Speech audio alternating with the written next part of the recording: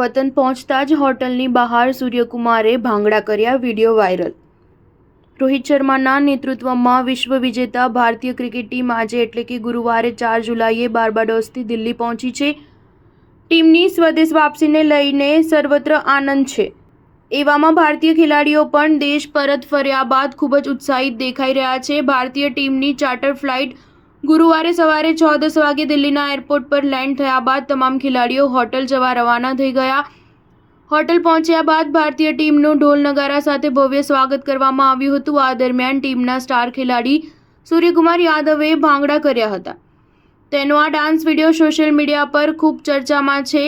ભારતની જીતમાં સૂર્યકુમાર યાદવે મહત્વની ભૂમિકા ભજવી હતી। ફાઇનલમાં છેલ્લી ઓવરમાં સૂર્યકુમારે કરેલો ડેવિડ મિલરના લોંગ ઓફ પર કેચે ભારતને ટ્રોફી જીતવામાં મહત્વની ભૂમિકા ભજવી હતી।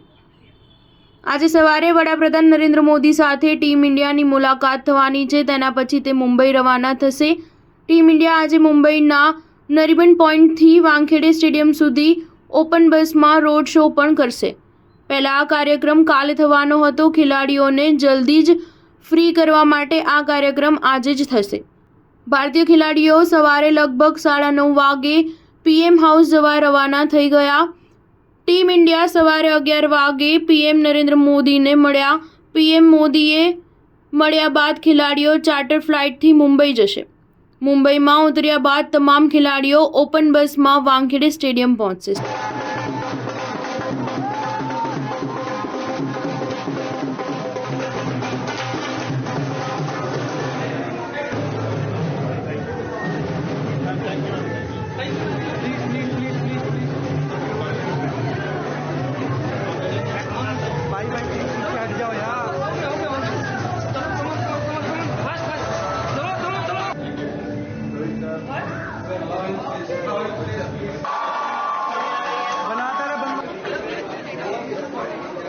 भाई लाइट पीछे करो यार, पीछे करो लाइट।